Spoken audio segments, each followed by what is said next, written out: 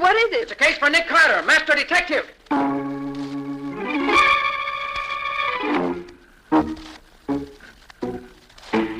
Yes, it's the case of the make-believe robbery.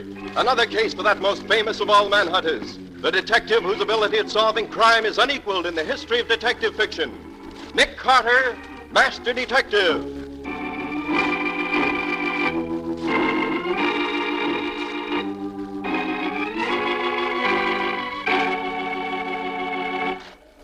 So I says to the director, well, how about putting me in this picture, too?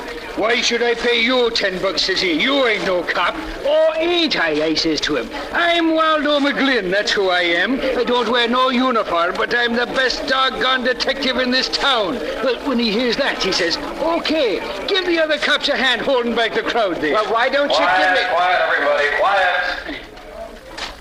Let me have your attention, please. We're ready to start shooting. Each one of you policemen knows the job you're to do. Okay, now here's the layout. The bandit car drives up. The two crooks get out of the car, walk into Rheingold's jewelry store, and go straight through the store to the offices in the back. The camera will follow them as they go.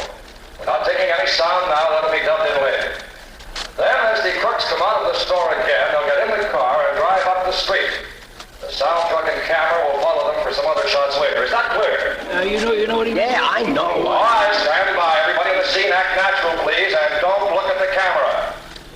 Here comes the bandit car. On your toes now.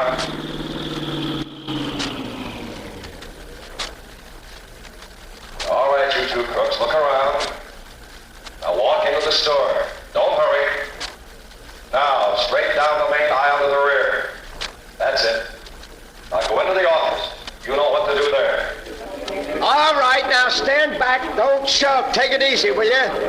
Gee, McGlynn, this is exciting, being part of a real moving picture. Oh, I don't know. It's all right if you ain't never done it before. Have you ever been in a picture before? Have I been in a picture? That's what I said, have you? You know, this ain't a bad way to make $10, just standing around watching some other guys work. I bet you've never been in a picture. Hey, those were pistol shots. Come on. Hold it, you dope. Those were part of the moving picture, remember? Oh, yeah. I just wanted to find out what you'd do if... Who are you, kid? Look, when I was out in Hollywood, I used to be the top... The two bandits are coming back now. All right, you two, now just take it easy. Nobody's going to stop you. That's it. Now get into your car and drive off down the street. We'll follow you for the other seats. Now get going. We'll be right behind you. You policemen hold back the crowd until we get well down the street, and then you can let them go. You'll get your checks at headquarters tonight. Thanks, and so long. Well, that's that. Yeah, I sure wish I could make $10. Hey, what is it, lady? The cashier's been murdered. They shot him down in cold blood. Take it easy, lady. He ain't dead. This was He just is dead, I tell you. Shot through the head. He's really dead.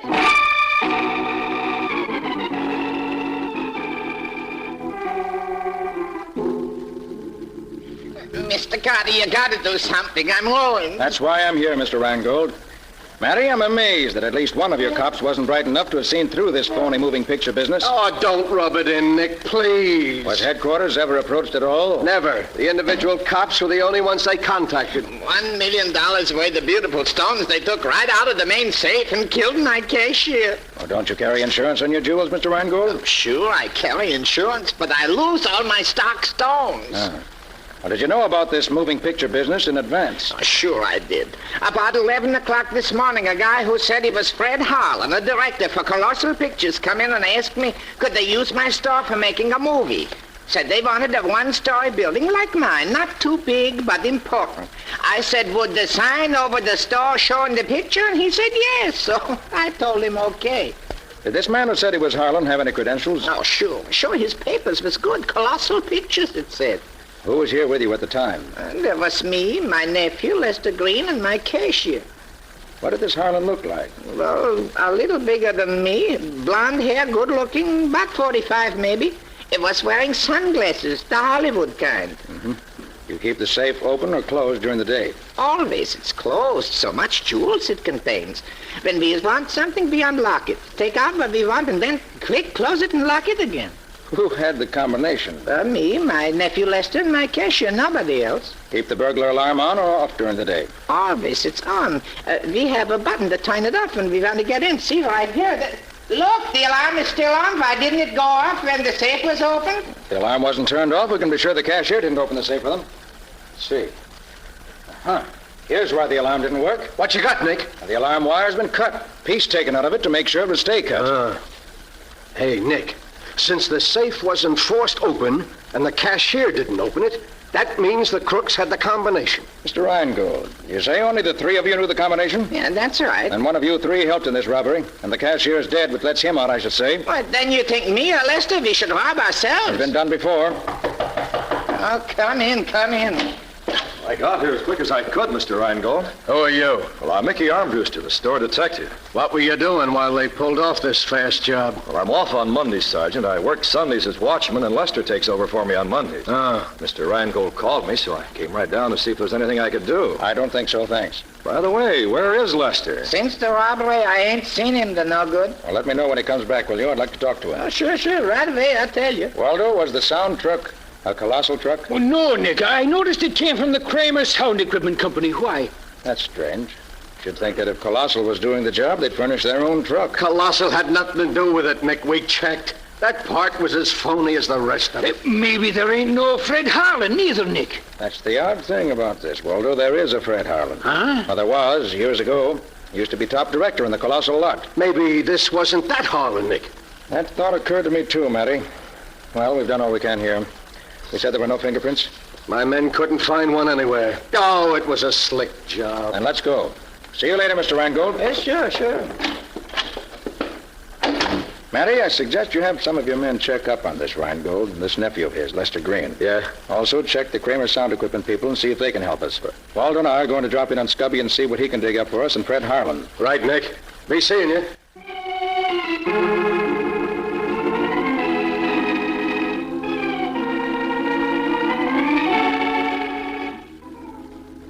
Now, Mr. Kramer ain't here now. When'll he be back? I don't know.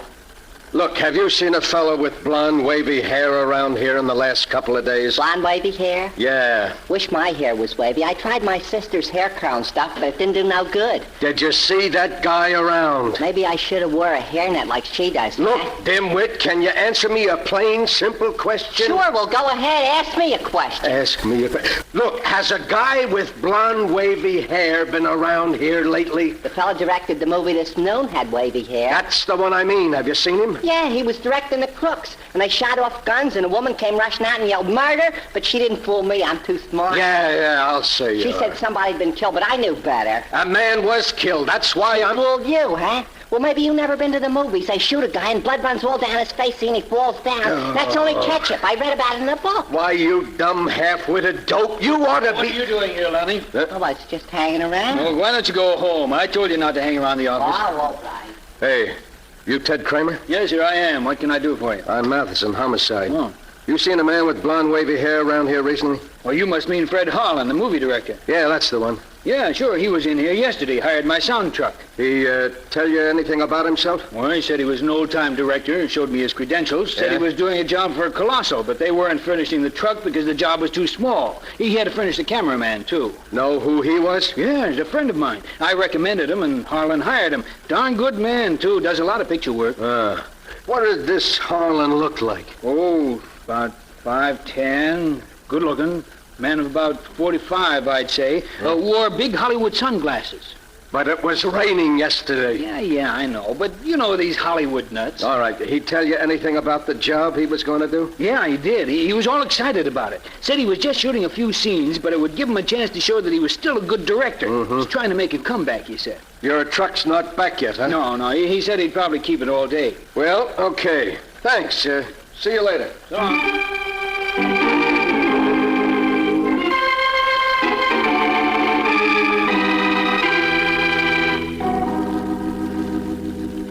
Well, here you are, Nick. This is everything I can find in the files about Fred Harlan. Thanks, Cubby. Hey, look at the bunch of stuff he's got there. That Harlan must have been quite a guy. Well, he sure was. Here, Waldo, you take these clippings. Okay. Scubby, you take these. Yep. I'll go through these others. Okay. Oh, here's a picture of the guy, Nick. Oh, let me see. That's the guy, Nick. That's the lad who directed the movie this morning. Sure as you're a foot high. Yes? What's the date of this? Taken 15 years ago. No change in his looks in 15 years? I wish I could do that. Nobody can do that, Scubby, and that's what interests me. Hey, Nick, he had his horoscope told, too. Oh, anything for publicity, Walter. Yeah, I see. And here's an article about him and his fingerprints, too. He didn't miss a trick. Let me have that, Walter. Yeah, sure. Oh, here are the last ones, Nick. Reports of his accident and the follow-up stories. Accident, huh? Serious? Almost fatal. Doctor said he suddenly cracked up while he was driving, went over an embankment and was badly broken up. Let me see those, will you? Oh, sure. Here you are. Thanks. Ribs broken, arm broken 2 places, leg cracked, bad cuts on head, long jagged cut under right ear. Cut under right ear. Yes, I seem to remember seeing a scar like that very recently. You mean Harlan still has it, Nick? I've never seen Harlan, Scubby. But I've seen that scar somewhere today. Where, Nick? I'm not sure. Spent months in the California Medical Hospital under the care of Dr. Edward Wilson. That all, Scubby? Yeah, that's all. He dropped out of sight after that. All right, thanks. That helps a lot. Now I'll call the office and see what's happened there. Then we'll look up Harlan himself if we can find his address. And if there is such a person...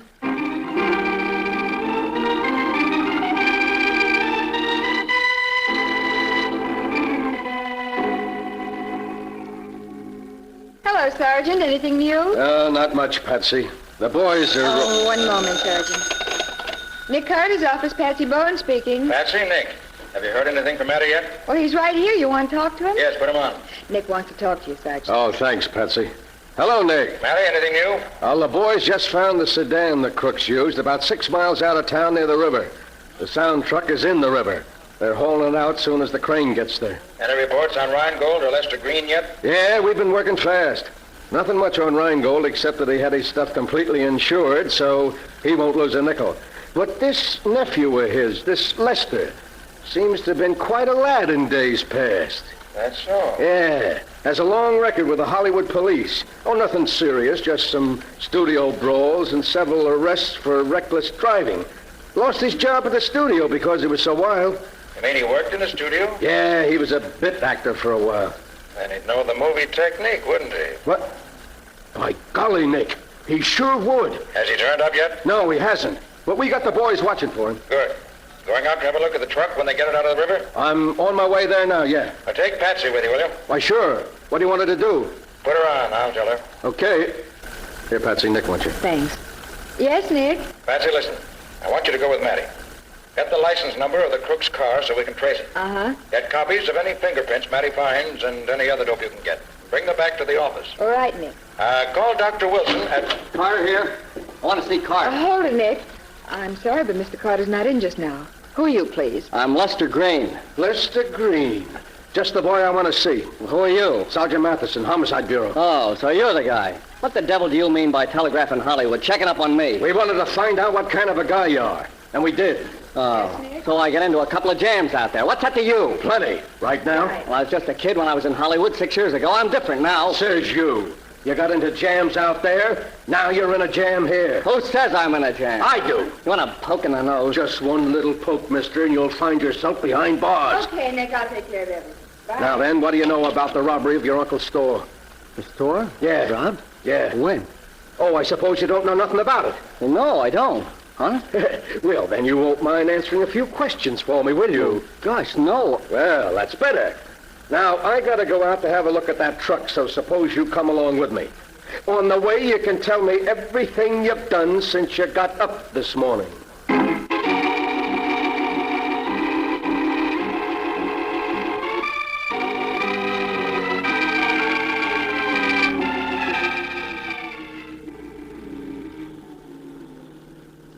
Nick, we must be way out in the sticks by now. Are you sure we're going right? That's what the cop said. Straight ahead to the next gas station and turn right. Yeah, maybe this address we're going to is a phony, Nick.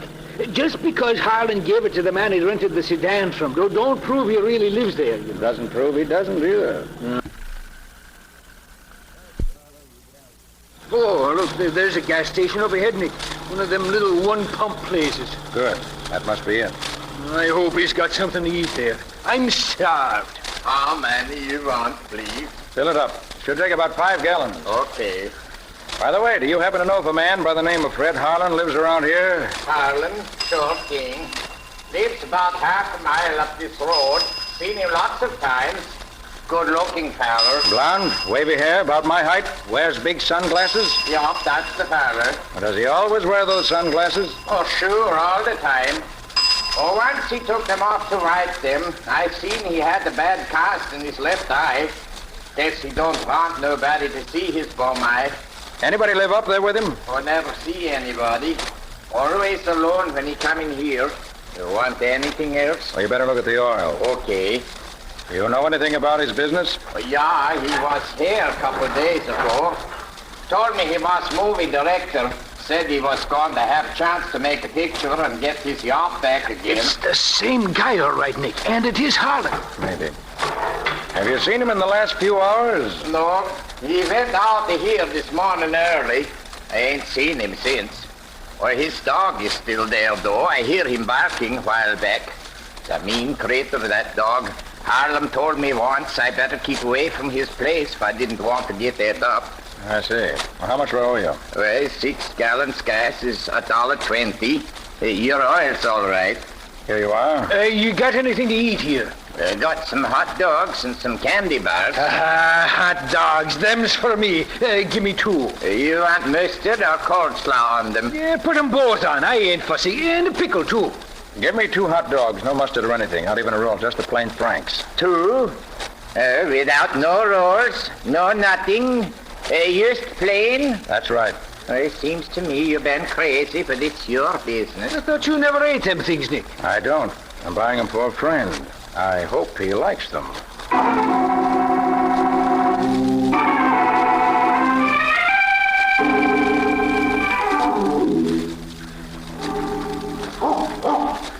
Hey, Nick, it's almost dark here under these trees. Yes. Isn't a very attractive place Harlan lives in. That must be the dog you told us about. Yeah, the dog. I hope he don't decide to take a bite out of my leg. Well, if my plan goes right, Walter, this dog won't take a bite out of either of us. Now, let's see if Harlan is home.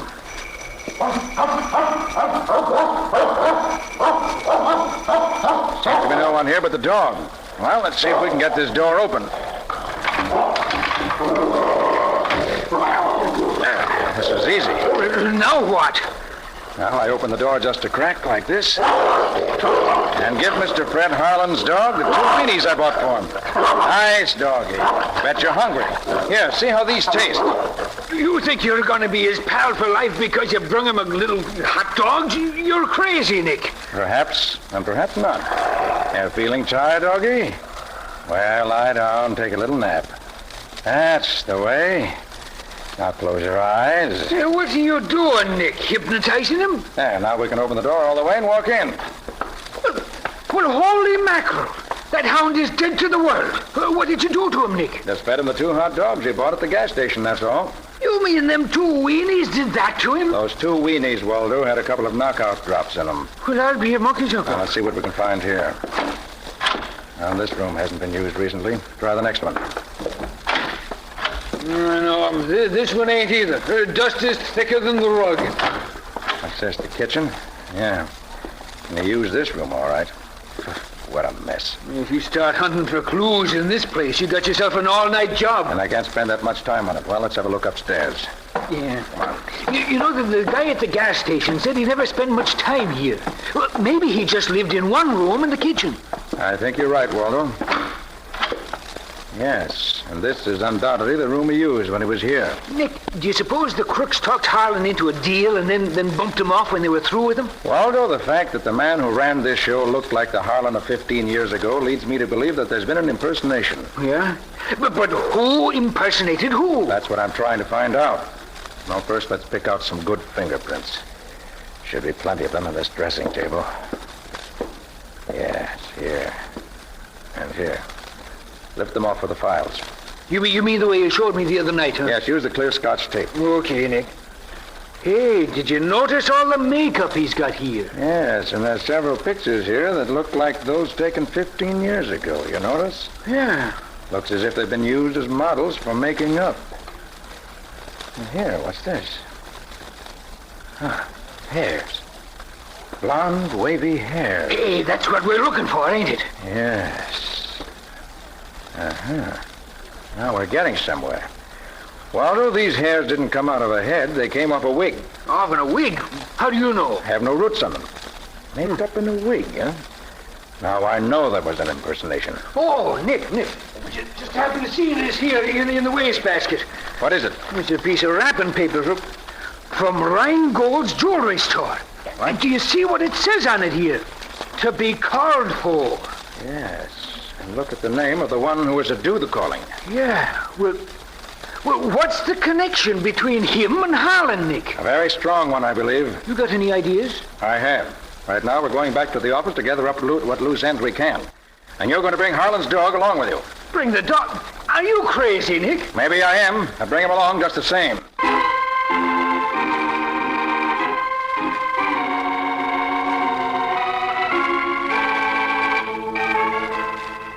And when they hauled the truck up out of the river, they found this megaphone in it. And it has fingerprints on it. You mean the water didn't wash him off? Water doesn't hurt prints, Waldo. Patsy, did you get a picture of them? Uh-huh. Sergeant Matheson gave me one. Here. Now, where did I put that news picture? Ah, yes, here it is. Now, let's see. The prints on the megaphone matched the picture of Harlan's prints exactly. Then by golly, Nick, it was the original Harlan who did the job. Is that good or bad, Nick? Anything that helps solve the case is good, Patsy. And if Harlan himself did it, it's certainly one step nearer the end. Nick Carter's office, Patsy Bowen speaking. Oh, yes, just a moment, please. I'll put Mr. Carter on. And Nick, it's Dr. Wilson of the California Hospital. He's the one who treated Harlan after his accident. Oh, yes. Hello, Dr. Wilson. Yes. Uh-huh. I see. Wouldn't have recognized him, huh? Yes, of course. Well, Doctor, do you know where he went after he left the hospital? Oh, he did? I see. Well, thanks very much, Doctor, for taking the time to call me like this. I really appreciate it. Goodbye. Well, Nick? Just as we suspected. When Harlan left the hospital, it would have been difficult for even his old friends to have recognized him. He was badly cut about the head and had lost over 50 pounds. Dr. Wilson said he was in pretty bad shape. And he came back here to live. Nick, I'm getting all balled up here. If Harlan actually is Harlan, he couldn't look the way he did 15 years ago before the accident, but if he does look the way he did then, it can't really be Harlan, which it is. Oh, boy, you are tangled up, aren't you? Patsy, call Mary and tell him to meet us at Rheingold's store. Waldo, how's the dog? You're still sleeping, Glory be. He's a mean son of a gun, that one. Okay, put him under your arm and let's go. Put him under your arm and let's go. It's all I can do to lift a brute off the floor. No, don't gripe, Waldo. Just be glad it isn't a Great Dane. A great... Oh, nuts. Come on, you.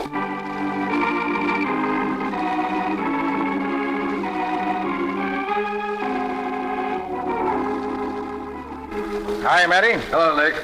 Ah, so you brought Lester, too, huh? Excellent. Yep, I thought we might as well all be here for the fireworks. So, Mr. Carter, you got news for us, yes? I have, Mr. Rheingold.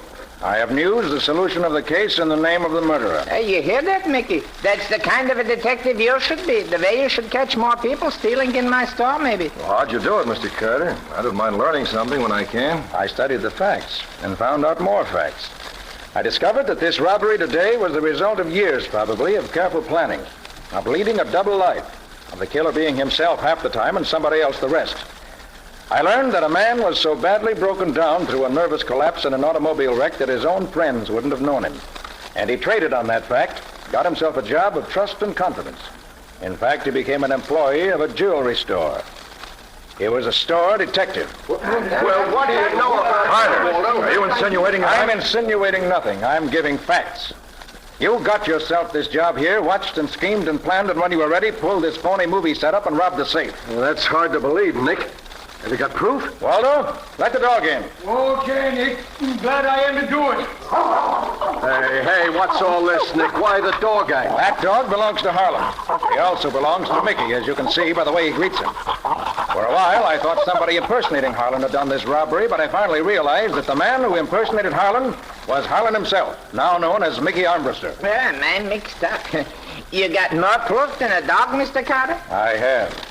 When Matty takes Mickey's fingerprints, he'll find that they match these prints of Harlan's I found in a newspaper. And they'll match the prints found on the megaphone the phony movie director used. And you'll find Mickey knew the combination of the safe also. It took time to get it, but he was in no hurry. When he was here in the store Sunday watching, he cut the burglar alarm wires as a safety precaution. And he wore the dark glasses while he was playing Harlan to conceal the cast in his eye, which, as Mickey, is so plainly evident. Well, Mickey, am I right? Yes, Carter, you're right. I thought my plan was foolproof, that by impersonating myself as I looked 15 years ago, I'd throw you all off the track. My jewels, Mickey, you bum, they're my jewels. Why, you'll never see them. My pals will take care of me when the time comes. Who work with you, Mickey? You don't really expect me to tell you that, do you? They're friends of mine. I'm going to need friends before this is over. You don't have to tell us who they are, Mickey. We'll find them without your help. As a movie director, you should know better than to take moving pictures of your pals and then not destroy the film. That's the best evidence in the world. The camera was on the soundtrack when we drove it into the river. It was, but it just happens that the camera was watertight and the film is still good. It's being developed right now. And when we get a look at it, we'll be able to pick up your pals and recover all of Rheingold's jewelry. The movie you were making may have been a phony, but the film you took was real. And your conviction is going to be real, too. You can depend on that.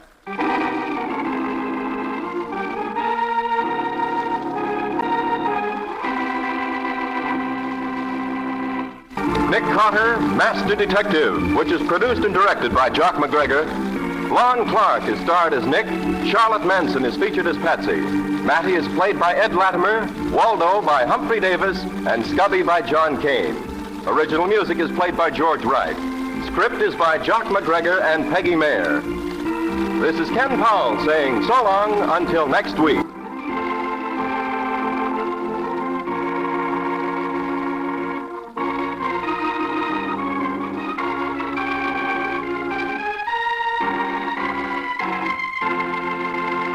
This program was heard in Canada through the facilities of the Canadian Broadcasting Corporation. This is the Mutual Broadcasting System.